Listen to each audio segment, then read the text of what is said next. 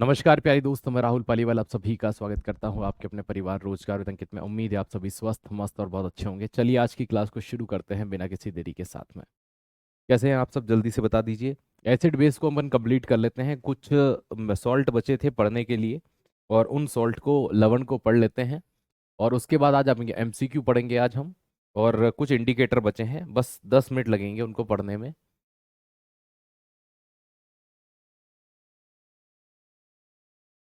कुछ लवण हैं जो एग्जाम में मोस्टली पूछे जाते हैं। सबसे पहले NaCl।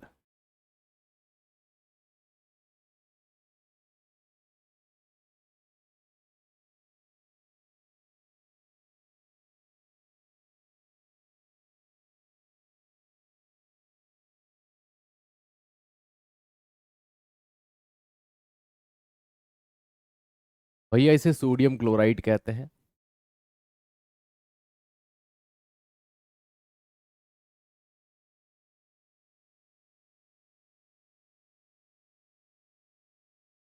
खाने की टेबल पर रखा होता है इसीलिए टेबल सॉल्ट।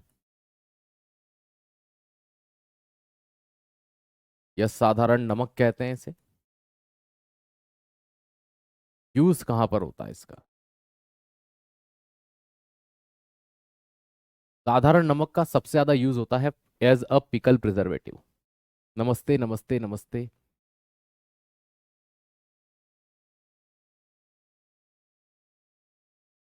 हाँ, PMCQ ही है अभी तक जो पढ़ा है, लेकिन कल वाला जो पार्ट है मैंने कल की क्लास में भी बताया था। ठीक है, थोड़ा सा बाकी है, उसको पूरा करने के बाद मल्टीपल चॉइस क्वेश्चन करेंगे, है ना। तो कल वाला पार्ट थोड़ा सा है अधूरा, उसको पूरा कर लेते हैं। ठीक है, 4 नमक पड़ने हैं। और लिटमस का कलर कैसे बदलता है, हल्दी, फिनोप्थेलिन वगैरह, ये 4 5 है ना। तो ये चीज़ ध्यान रखिए आप। गुड मॉर्निंग, नमस्कार।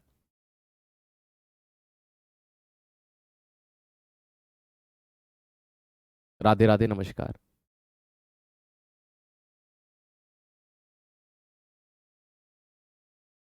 अचार के संरक्षण में।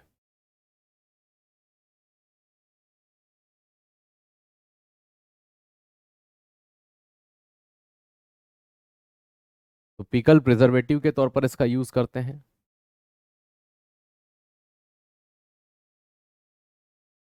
फूड या खाद्य पदार्थों में इसका यूज किया जाता है। कभी कभी स्नो या बर्फ को पिघलाने के लिए भी इसका यूज करते हैं। ठीक है। राधे राधे, नमस्कार। नमस्ते नमस्ते।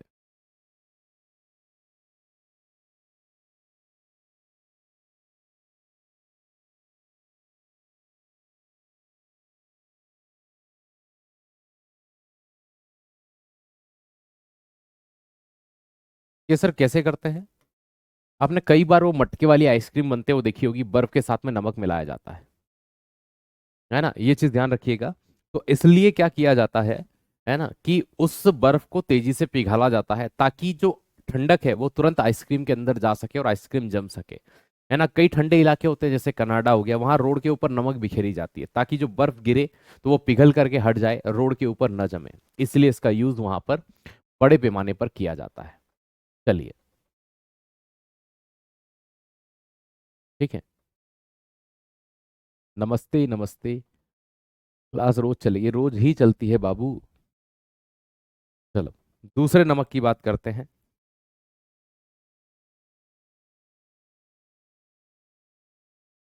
NaHCO3, sodium bicarbonate.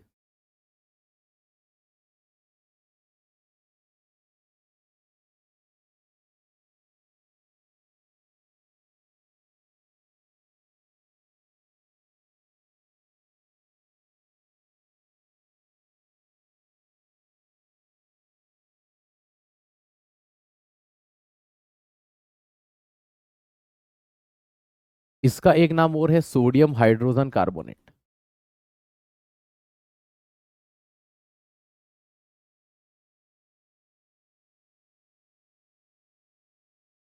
तो इसका एक नाम और क्या है, सोडियम हाइड्रोजन कार्बोनेट भी है ना। इसके और भी कई नाम है, इसे खाने का सोडा या बेकिंग सोडा भी कहते हैं।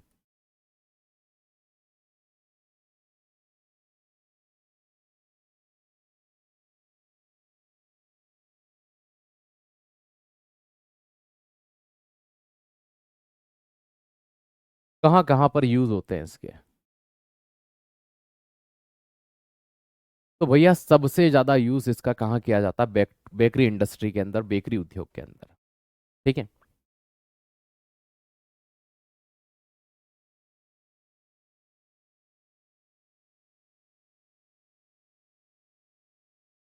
ये जो पाव बनते हैं, ब्रेड बनते हैं, है ना, इन सबको फुलाने के लिए इनमें एक गैस निकलती है इसके अंदर से। वो गैस कौन सी होती है? तो भाई कार्बन डाइऑक्साइड होती है। इसलिए इसका यूज करते हैं आग बुझाने में।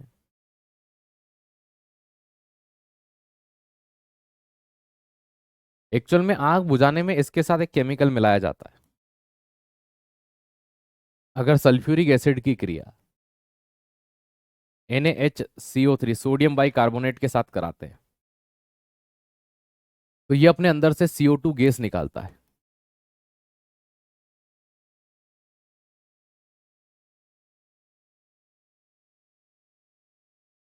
और वो कार्बन डाइऑक्साइड गैस आग बुझाने में योगदान देती है ना, ये चीज ध्यान रखिएगा। और कहाँ पर यूज किया जाता है इसका? तो कभी कभी ये पेट की अम्लता भी दूर करता है।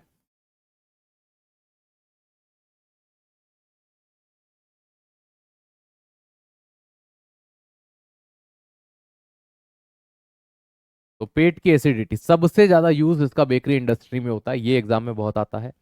और आग बुझाने में भी इसका यूज करते हैं, ये बहुत आता है, ये तो नहीं पूछते ना के बराबर। लेकिन ये दो सबसे ज्यादा है। फायर एक्सटिंग्विशर, अग्निशामक के तौर पर भी इसका यूज किया जाता है, ये भी आपको यहाँ पर ध्यान रखना है। ठीक है, तो तीन उपयोग आपने यहाँ पर NaHCO3 के पढ़े। अब आप पढ़ेंगे यहाँ पर Na2CO3.10H2, जिसे सोडियम कार्बोनेट, धावन सोडा, वॉशिंग सोडा कहा जाता है। Number third.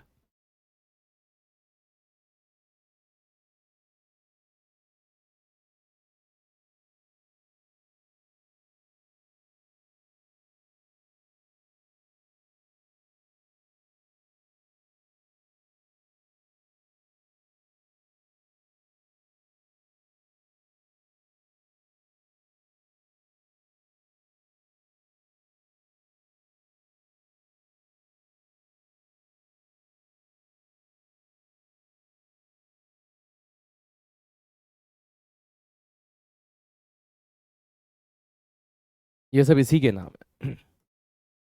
कहाँ पर यूज होते हैं इसके?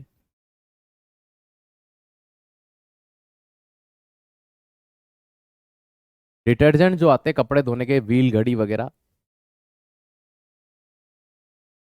उन्हें हिंदी में अपमार्जक कहते हैं या डिटर्जेंट कहते हैं इंग्लिश में। तो अपमार्जक बनाने में,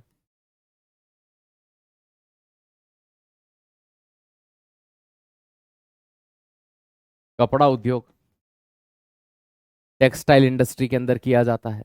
लॉन्ड्री उद्योग हो सकता है, तो कपड़ा उद्योग में यूज करते हैं।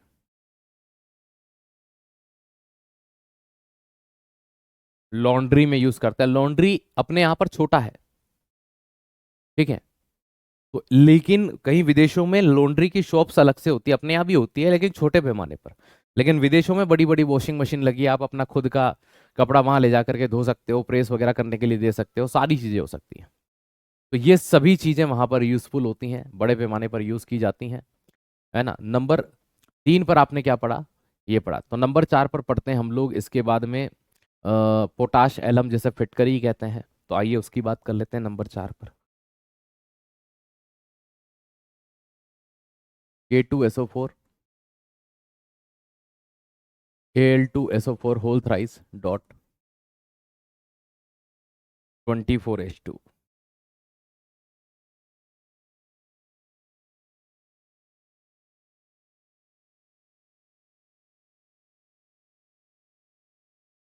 पोटाश एलम, या सिर्फ एलम भी कह देते हैं इसको, या आप हिंदी में फिटकरी कहते हैं इसे। ठीक है, या कभी कभी इसे पोटेशियम एल्यूमिनियम सल्फेट भी कह देते हैं।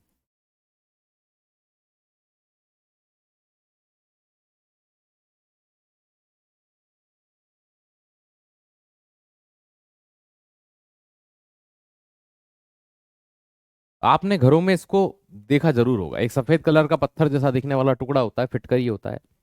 तो सबसे ज्यादा यूज करते हैं जल के शुद्धिकरण में।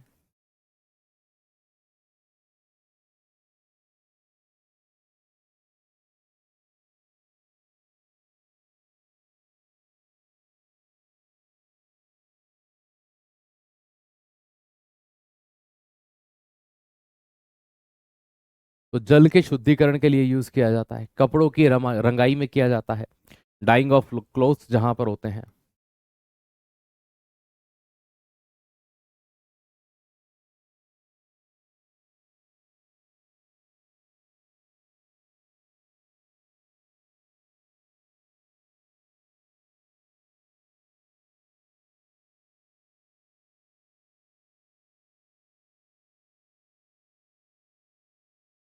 मेडिसिन इंडस्ट्री में यूज करते हैं।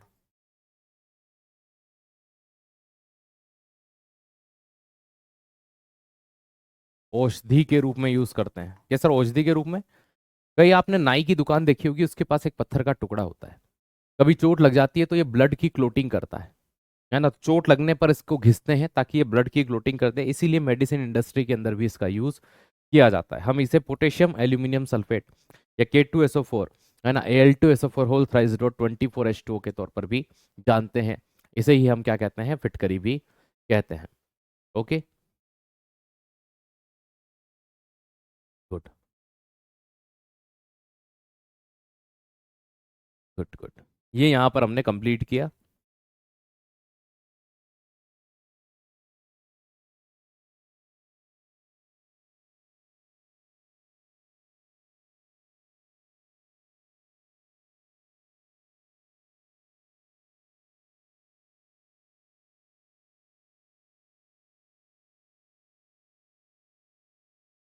अम्ल क्षार संकेतक,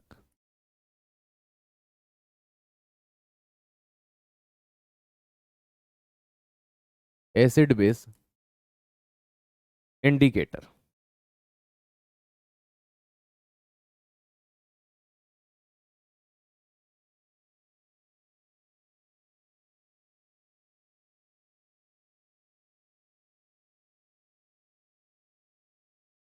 एसिड बेस इंडिकेटर में सबसे पहला नाम आता है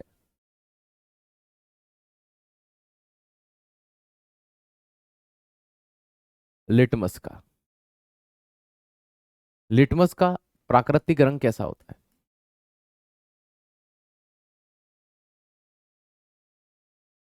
नेचुरल कलर लिटमस का कैसा होता है दोस्त? बैंगनी होता है। खुद लिटमस का कलर कैसा होता है? वॉयलेट कलर होता है, बैंगनी कलर होता है। ठीक है। अगली चीज, लिटमस का, और भाई अगर हम अम्ल से क्रिया कराएं तो अम्ल के साथ लिटमस कैसा हो जाता है? लाल हो जाता है। और क्षार के साथ कैसा हो जाता है? नीला हो जाता है, ब्लू हो जाता है। कभी कभी ये लाल को नीला, नीले को लाल पूछ लेते हैं, इसके लिए एक ट्रिक याद रख लो आप, एक ही याद रख लोगे तो दोनों याद हो जाएंगे। अनिल। अ का मतलब होता है अम्ल, नी का मतलब होता है नीले, और ल का मतलब होता है लाल। अम्ल नीले को क्या कर देता है? लाल कर देता है। अब लिटमस कहां से प्राप्त होता है, या इसका सोर्स क्या होता है ना? तो लिटमस की जो प्राप्ति है वो लाइकेन से होती है। लाइकेन एक सहजीवी होता है, एक कवक प्लस शैवाल, दो जीव आपस में मिलकर रहते हैं और लाइकेन बनाते हैं, जिनमें से एक फंगस और एक एल्गी होती है। आपको पता है लाइकेन जो होते हैं ये वायु प्रदूषक के सूचक होते हैं।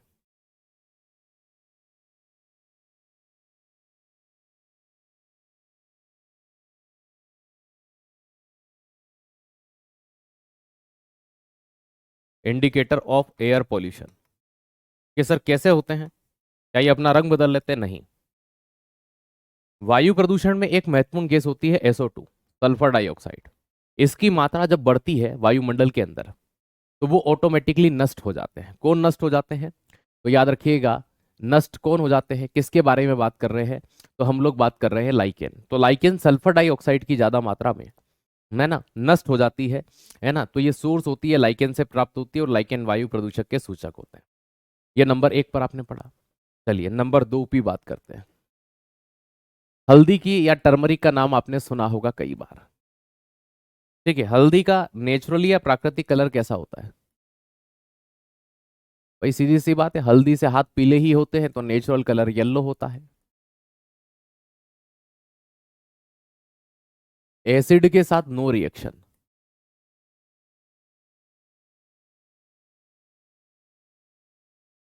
अम्ल के साथ क्रिया नहीं करता।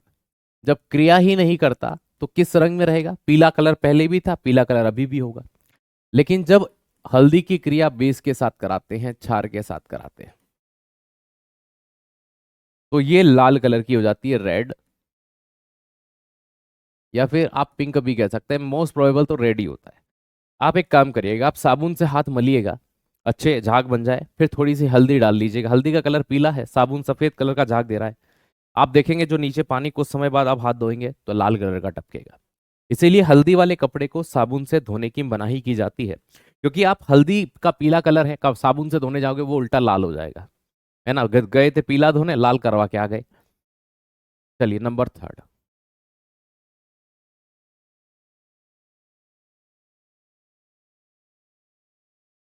फिनोल्फथेलिन, हिंदी इंग्लिश में सेम नाम है। नेचुरली या प्राकृतिक तौर पर इसका कलर क्या होता है? नेचुरल तौर पर ये रंगहीन होता है, कलरलेस होता है।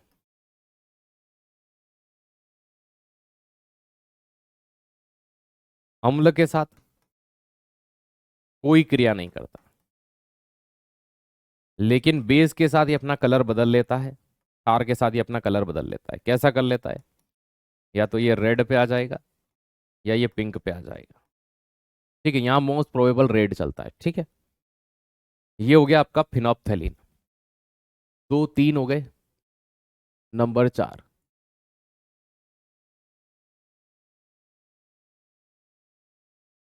Methyl orange. अब मिथाइल ऑरेंज नाम से स्पष्ट है, प्राकृतिक या नेचुरल कलर क्या होगा इसका? ठीक है, क्या वर्ड आया यहाँ पर सर? ऑरेंज। तो ऑरेंज कलर होगा। अम्ल के साथ ये लाल कलर देगा, और बेस से अगर मिथाइल ऑरेंज की क्रिया कराएंगे तो ये येलो कलर देगा, पीला कलर देगा। ठीक है, सिंपल सा फंडा। हल्दी वाले कपड़े ब्लीच करवाने चाहिए, न कि इसका यूज करने चाहिए। तो आपके आसपास में अगर कोई धोबी हो, उसको दे देने चाहिए, वो क्लीन कर देगा। लेकिन मोस्ट प्रोबेबल जो शादियों में हल्दी के कपड़े होते हैं दूल्हा दुल्हन के, वो दोबारा पहनते ही कहाँ हैं, वो किसी को दे ही दिए जाते हैं। हिंदी में लिखा करो बेटा, सब चीज हिंदी में। नो रिएक्शन का मतलब ऑलरेडी क्रिया नहीं करता है। और अगर आप RED का मतलब पिंक नहीं, रेड नहीं समझ सकते हो, बेस का मतलब ऐसा नहीं है कि मैंने इससे पहले नहीं लिखा, ये यहाँ अम्ल क्षार एसिड बेस लिखा है। तो थोड़ा दिमाग तो आप भी लगाइए कि अगर एक बार मास्टर ने एक ही जस्ट एक क्लास के, है ना, एक स्लाइड पहले अगर हिंदी और इंग्लिश दोनों लिखे हैं, तो इतना तो हम अनुमान कर सकते हैं कि इसका मतलब क्या होगा। है ना, मतलब फिर तो भाई ऐसा हो जाएगा कि अगर 10 मिनट पहले अगर आपको ये कहा जाए कि भाई साहब आपको इस चौराहे पर खड़े होना है, ठीक है, क्योंकि इस तरफ से रैली जाएगी, है ना, और आधे घंटे बाद फिर वहां से कोई रैली जाती है, आप वहां नहीं मिलते हो, तो आप क्या बोल रहे हो सामने अपने अधिकारी को? तुमने मेरे को वो 10 मिनट पे, है ना, 10 मिनट मतलब आधे घंटे पहले बोला था तुमको यहाँ खड़े रहना है। तुमने ये थोड़ी बोला था कि मेरे को सुबह से शाम तक खड़े रहना है, कि मेरे को आधा घंटा खड़ा रहना है। मैं 5 मिनट खड़ा था, फिर मैं निकल गया। तो ये वाली बात आप मुझसे कर रहे हो और कुछ नहीं है। ठीक है, और इतनी इंग्लिश तो मैं उम्मीद करूंगा आपको आनी चाहिए, अदरवाइज नौकरी में बड़ी समस्या है बेटा। लाल पीले हरे नीले को भी अगर अंग्रेजी नहीं पढ़ पा रहे हो तो फिर क्या ही कहूं मैं। ठीक है, इसके अलावा कुछ इंडिकेटर और होते हैं, है ना, जिनके सिर्फ नाम याद रखना है। चलिए उसके पहले आप वो पढ़ लीजिए जिन्हें हम कहते हैं, मतलब 4 दिन से हम जो टॉपिक पढ़ रहे हैं उसमें ये पूछ रहे हैं सर एसिड का हिंदी नाम क्या होता है, मतलब सोच लीजिए आप।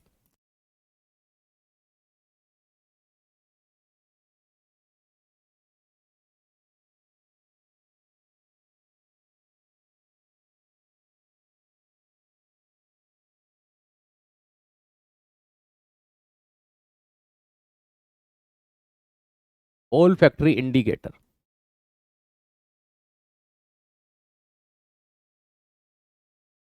ठीक है। घ्राण संकेतक, मैथिल ऑरेंज कृत्रिम सूचक है, हाँ, है ना। मैंने यहाँ पर प्राकृतिक और ऐसा कुछ भी नहीं लिखा, मैंने सिर्फ संकेतक लिखा है। नेचुरल का मतलब होता है प्राकृतिक कलर उसका क्या है। नेचुरल का मतलब होता है कि प्राकृतिक रंग उसका क्या है, बैंगनी। मैंने ये नहीं कहा ये प्राकृतिक सूचक है, नहीं कहा। मैंने कहा ये नेचुरल कलर इसका क्या होता है, प्राकृतिक रंग क्या होता है, अम्ल के साथ कलर क्या देता है। मैंने नेचुरल इंडिकेटर नहीं लिखा है। नेचुरल का मतलब होता है उसका प्राकृतिक रंग कौन सा है, ऑरेंज रंग है। ठीक है। आइए यहाँ पर घ्राण संकेतक, देखो ये क्या होते हैं। स्मेल चेंज विथ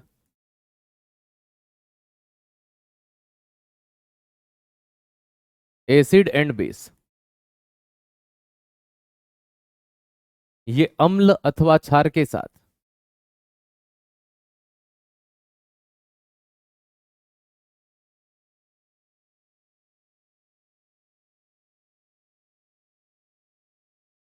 अपनी गंध बदलते हैं।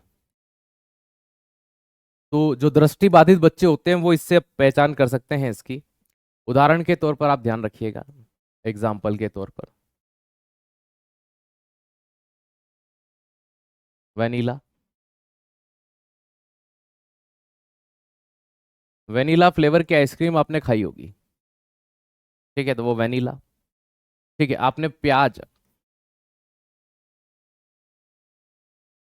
ओनियन का सेवन किया होगा,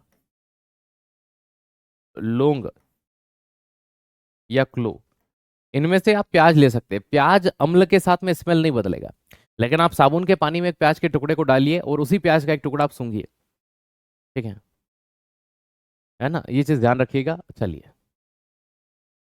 तो ये इस तरह के होते हैं, इन्हें घ्राण संकेतक क्यों कहते हैं, क्योंकि हमारे ब्रेन में एक जगह होती है उसे कहते हैं ऑल फैक्ट्री लोब, जो किसी चीज की सुगंध को महसूस करता है, इसीलिए इसका नाम ऑल फैक्ट्री। या फिर आप इन्हें स्मेल वाले या सुगंधी चीजों के बारे में भी, है ना, देख सकते हैं।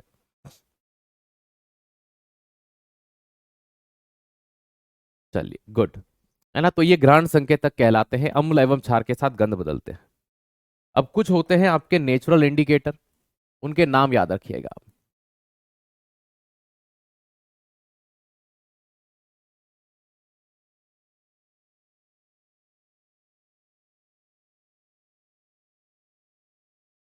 प्राकृतिक संकेतक, ये नेचुरल इंडिकेटर कौन से हैं, है ना, तो याद रखिएगा। उदाहरण, हल्दी एक प्राकृतिक इंडिकेटर है, लिटमस एक प्राकृतिक इंडिकेटर है, ठीक है, लाल गोभी एक प्राकृतिक इंडिकेटर है,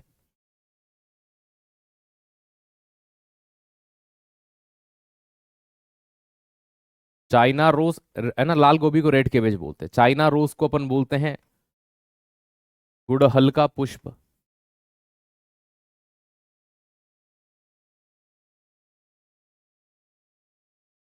है ना। ये सब आपके नेचुरल इंडिकेटर है, प्राकृतिक इंडिकेटर है, अम्ल या क्षार के साथ में ये अपनी गंध बदलने के लिए जाने जाते हैं। अब इसके बाद आज की क्लास को हम शुरू करेंगे, ठीक है। आज हम एमसीक्यू मल्टीपल चॉइस क्वेश्चन पढ़ने वाले थे, ठीक है। तो उन्हीं को हम लेकर के चलेंगे, यहां तक हमने कंप्लीट कर लिया, ये टॉपिक हमारा कंप्लीट है। अगला टॉपिक होगा केमिकल इन डेली लाइफ या केमिकल इन ह्यूमन लाइफ, या, है ना, मानव जीवन में रसायन या दैनिक जीवन में रसायन, सब एक ही बात है।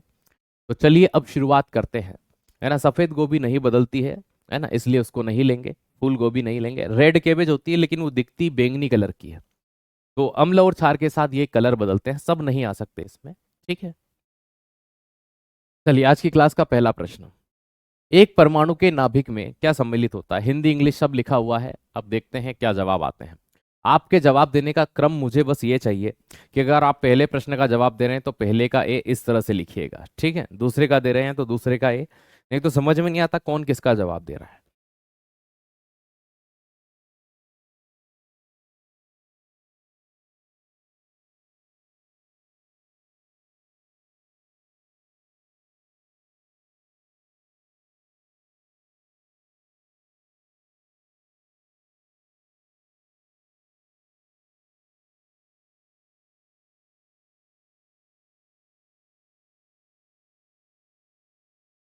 चलो जवाब दो फटाफट।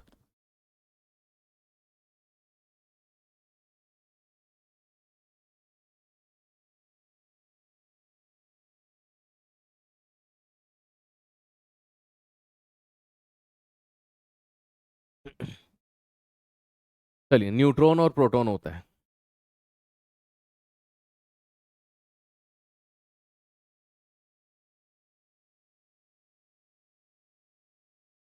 ठीक है, इसमें इसका नाम सी कर दिया गया है, कोई दिक्कत नहीं, आंसर यही सही है, ये ऊपर होना चाहिए था। ठीक है। ठीक है। सबसे कम अंतर आणविक बल, इंटरमोलिकुलर फोर्स, सबसे कम किस में होता है? बताइए।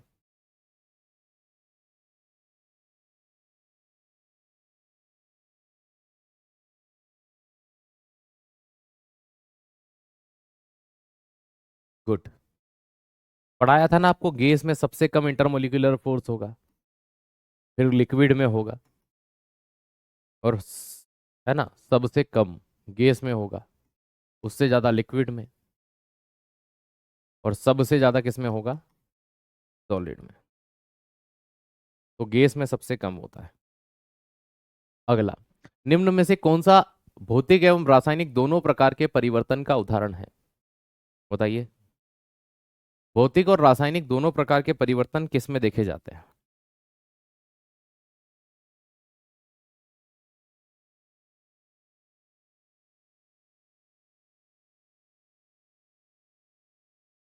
बहुत बढ़िया। मोमबत्ती का जलना। केले का पकना केमिकल चेंज है, जंग लगना केमिकल चेंज है, और बर्फ का पिघलना फिजिकल चेंज है। नेक्स्ट, कौन सा भौतिक परिवर्तन है?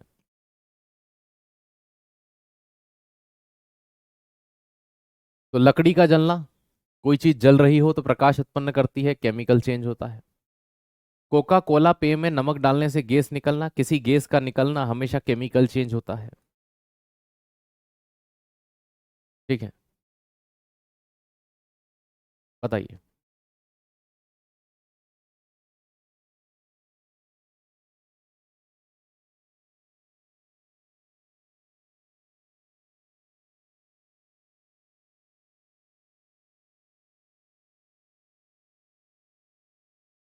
अगर देखा जाए, किसी गैस का निकलना केमिकल चेंज होता है, लेकिन पढ़ो आगे क्या बोला है, कोका कोला पेय में नमक डालने पर गैस का निकलना।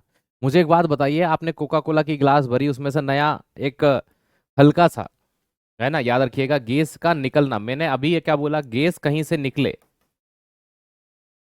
तो केमिकल चेंज होगा, लेकिन नया पदार्थ बना क्या? अरे भैया, आपने कोल्ड ड्रिंक पीने के लिए, है ना, कोल्ड ड्रिंक की बोतल को ओपन किया, तो उसमें से कार्बन डाइऑक्साइड गैस निकलती है, क्योंकि उसके अंदर भरी गई है, लेकिन कोई नया पदार्थ थोड़ी बना है, तो यहां पर नया पदार्थ नहीं बना, वही है जो कंपनियां बेच रही है, तो ये फिजिकल चेंज में काउंट होगा। थोड़ा सा लॉजिक लगाना था, नया पदार्थ नहीं बना है यहां पर। ठीक है, तो ये तो केमिकल होगा ही होगा, ये भी केमिकल है। निम्न में से कौन सा रासायनिक परिवर्तन नहीं है, मतलब कि वो भौतिक होगा? किसी चीज का दहन, दहन का मतलब होता है O2 की उपस्थिति में जलना,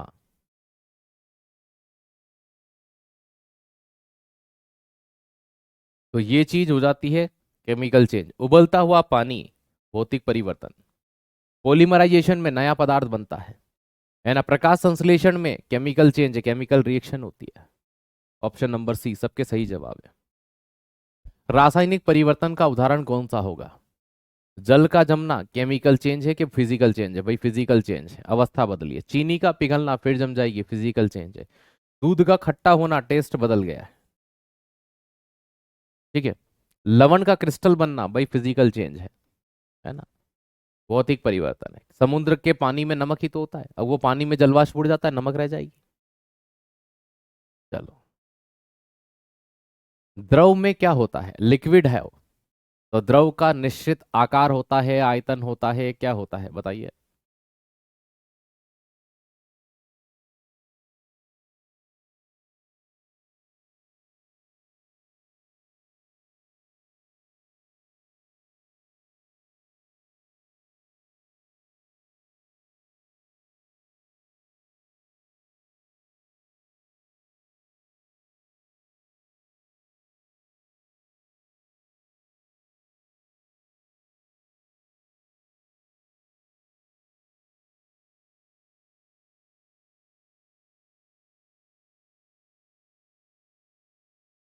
बहुत बढ़िया। ठीक है, नियत आयतन, अनियत आकार एवं अत्यधिक संकोचन। अनियत आयतन, अनियत आकार एवं अत्यधिक संकोचन।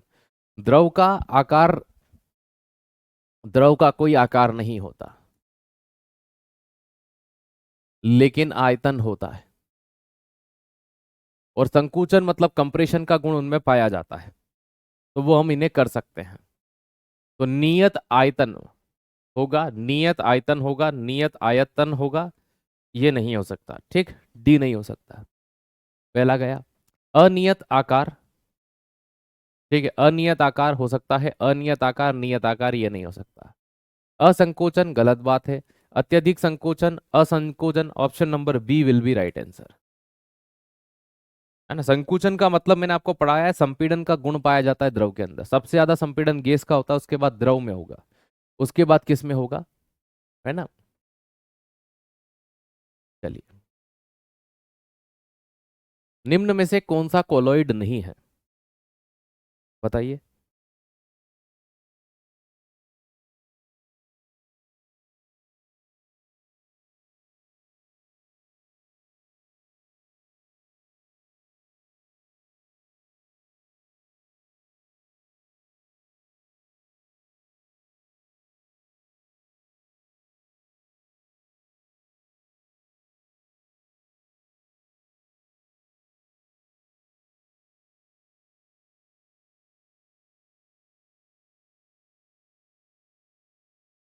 देखो, धुआं कोलॉइड विलियन होता है, क्लोरोफिल नहीं होता, है ना। दूध एक प्रकार का पायस होता है, ये भी कोलॉइड है। कांच ठोस का ठोस में होगा, सॉलिड का सॉलिड में होगा, तो ये भी पायस है। ठीक है, लेकिन क्लोरोफिल जो होता है, ये एक पिगमेंट है, ये वर्णक है, जो प्रकाश संश्लेषण की क्रिया के फलस्वरूप क्या करेगा, भोजन बनाने में मदद करेगा। ठीक, नेक्स्ट। समांगी सदस्य मिश्रण का उदाहरण, समांगी का मतलब होता है होमोजेनस, है ना, जिसमें अंतर नहीं कर सकते। तो बताओ किस में अंतर नहीं कर सकते।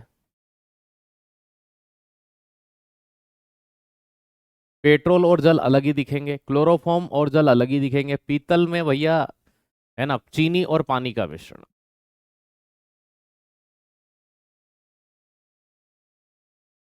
तो चीनी और पानी तो हमने एग्जाम्पल में भी पढ़ा है, कि चीनी को पानी में घोल दिया जाए तो उसका अंतर कर सकते हैं कि नहीं कर सकते, बस यही आंसर है। कौन सा एक उपधातु है, बताइए। सोडियम मेटल है, लोहा मेटल है, तांबा एक मेटल है। 7 उपधातुएं मैंने आपको पढ़ाई थी, उनमें से एक आर्सेनिक भी है, धातु अधातु उपधातु में। ठीक है, अगला, निम्न में से कौन सा तत्व उसके प्रतीक की जोड़ी से सही सही क्रम में जुड़ा हुआ है। मरकरी का एमआर नहीं होता भैया, है ना। मरकरी जो होती है उसका सिंबल एच जी होता है। लेड का सिंबल पी बी होता है, जिसका पूर्ण रूप प्लम्बम होता है। ठीक है, सोडियम का बिल्कुल सही है, एन ही होता है। सिल्वर का ऐसा ही नहीं होता भाई, एजी होता है। और एजी का पूर्ण रूप अर्जेंटाइन होता है। ठीक है, बहुत ठंडे मौसम में ऐसे निम्न में से किस कारण से पाउडर में बदल जाता है ना। टीन की बात कर रहा है वो, एसएन मतलब टीन, बताइए। ये नहीं पढ़ाया हमने आपको, लेकिन आपको पता होगा, क्योंकि हमने ठोस द्रव गैस अवस्थाएं पढ़ी हैं।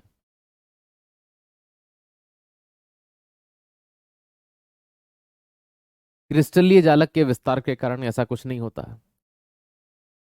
ठीक है, कम तापमान पर एसएनओ के निर्माण नहीं होता। एसएन के पाउडरीकृत मेटास्टेनिक अम्ल नहीं होगा।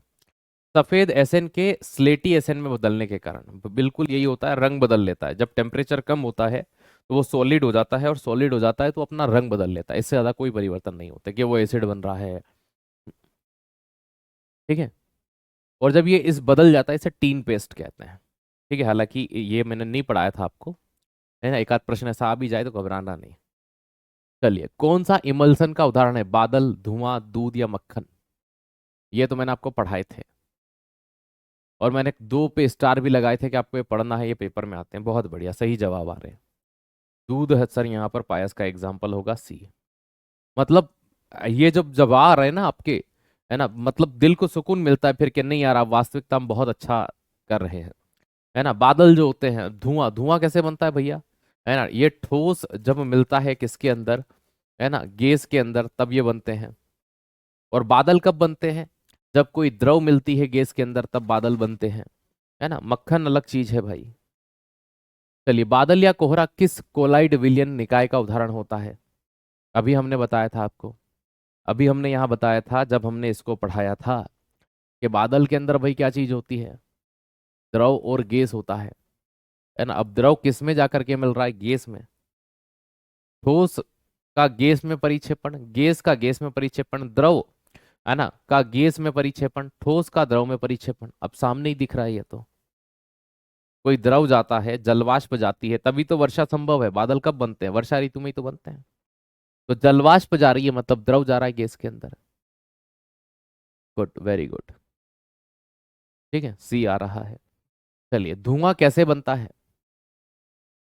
अभी पढ़ाया था ये भी।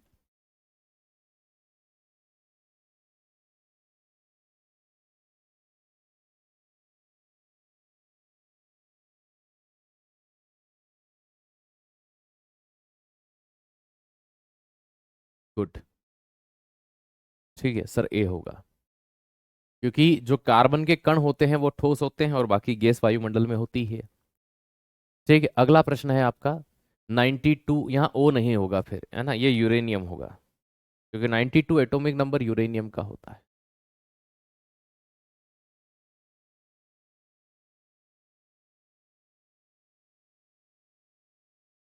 है ना, मैं यहाँ पर भी लिख देता हूँ इसको।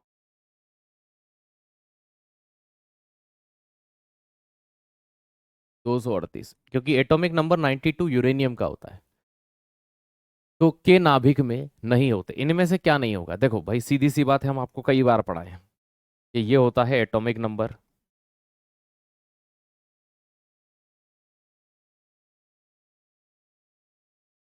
परमाणु क्रमांक। किसके बराबर होता है ये? प्रोटॉन के। और प्रोटॉन किसके बराबर होता है? इलेक्ट्रॉन के। तो प्रोटॉन भी कितना? 92। इलेक्ट्रॉन भी कितना? 92। प्रोटॉन भी 92, इलेक्ट्रॉन तो दे ही नहीं रखा है। ठीक है, चलिए, कोई दिक्कत नहीं। ये क्या है? एटॉमिक मास, परमाणु द्रव्यमान। और परमाणु द्रव्यमान किससे मिलकर बनता है? ठीक है, proton plus neutron equal to atomic mass, परमाणु द्रव्यमान। अब प्रोटॉन अगर 92 है, तो 92 में क्या जोड़ा जाए कि वो 238 बन जाए? तो 8 में से 2 गया तो 6। तो न्यूट्रॉन की संख्या कितनी होगी? 146 होगी। 92 न्यूट्रॉन कभी नहीं हो सकते, ये गलत बात है। और न्यूक्लियॉन क्या होता है सर? न्यूक्लियॉन का मतलब होता है प्रोटॉन प्लस न्यूट्रॉन को एक साथ न्यूक्लियॉन कहा जाता है। ठीक है, तो न्यूक्लियॉन बराबर होता है एटॉमिक मास के। तो एटॉमिक मास कितना था? परमाणु द्रव्यमान कितना था? कि सर परमाणु द्रव्यमान 238 था। तो ये भी 238 है कि हाँ सर? तो ये भी सही है। ठीक है, नेक्स्ट। नाभिक की खोज किसने की थी?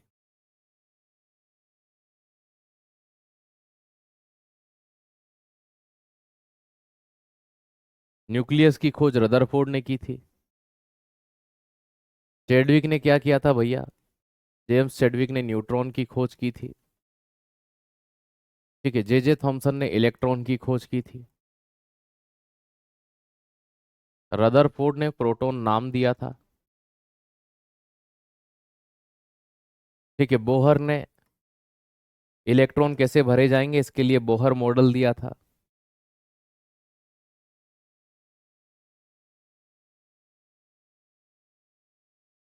कौन सा अम्ल कांच को घोल सकता है? ठीक है, बताइए।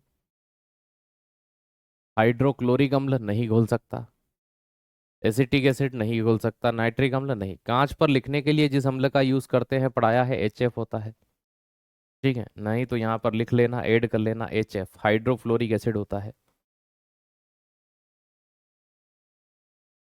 कांच पर लिखने के लिए प्रयोग करते हैं। जैसे जब गला ही देता है तो लिखने के लिए।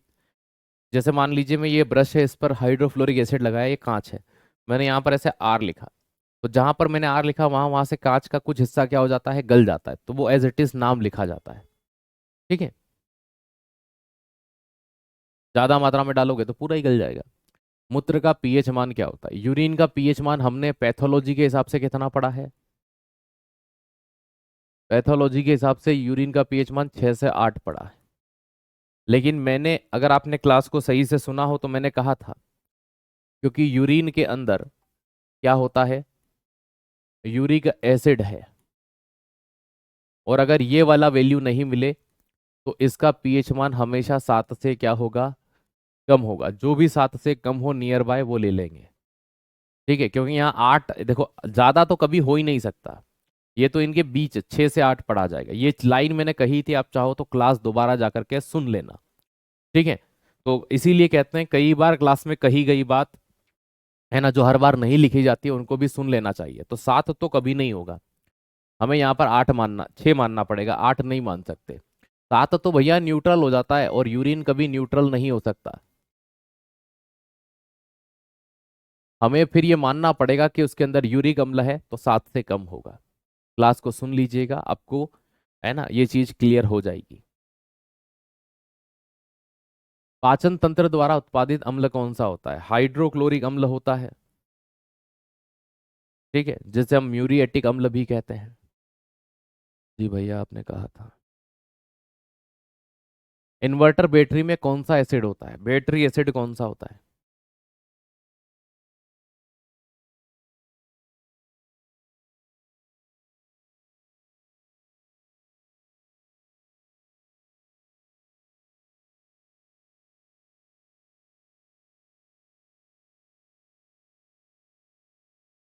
गुड, H2SO4 होता है। अगला, पेट में कौन सा अम्ल होता है? तो सीधी सी बात है, HCl ही होगा। सिरका में कौन सा अम्ल पाया जाता है? सल्फ्यूरिक अम्ल, नाइट्रिक अम्ल, हाइड्रोक्लोरिक अम्ल, एसिटिक एसिड।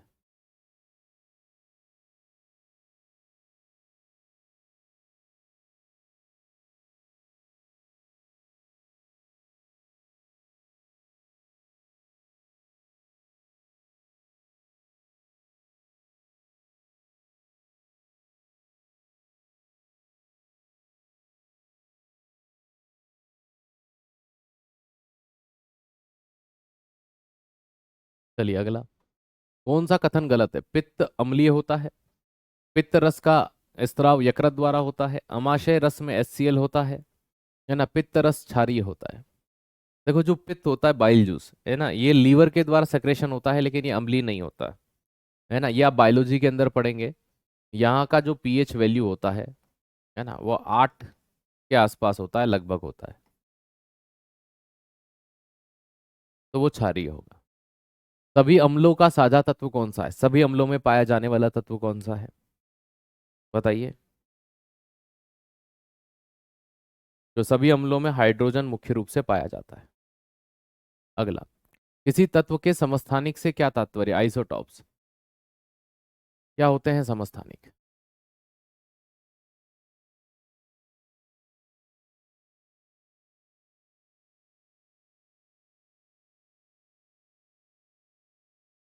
चलिए, उस तत्व के वे परमाणु जिनमें न्यूट्रॉन की संख्या अलग होती है। उस तत्व के परमाणु जिनकी द्रव्यमान संख्या समान हो वो समभारिक होंगे। उस तत्व के वे परमाणु जिनकी परमाणु संख्या अलग हो, भाई फिर तो समस्थानिक कैसे हो सकते हैं? बचा एक ही है लास्ट में, परमाणु संख्या समान होती है लेकिन द्रव्यमान अलग होते हैं, है ना, 26 का डी। निम्न में से कौन सा हाइड्रोजन का समस्थानिक नहीं है? प्रोटीरियम, ड्यूटीरियम, ट्राइटीरियम, इरिटियम। इट्रियम नहीं है, ये तो खुद एक तत्व होता है। ये भी समस्थानिक है, 1H1। ये भी समस्थानिक है, 1H2।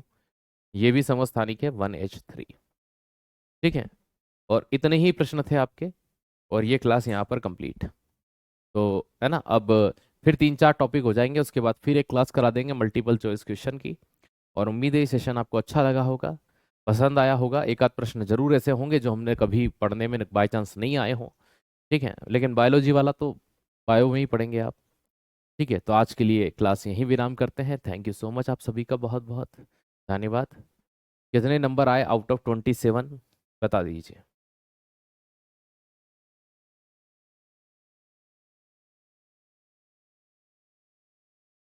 कितने सही रहे आउट ऑफ 27?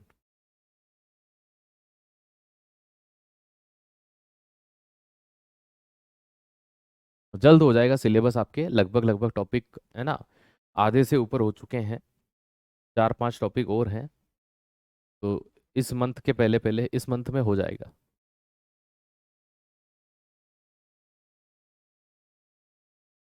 चलिए, 20 से ज़्यादा सही हैं या 20 तक सही हैं तो अच्छा स्कोर है आप, और इससे कम है तो आप पढ़िए वापस से।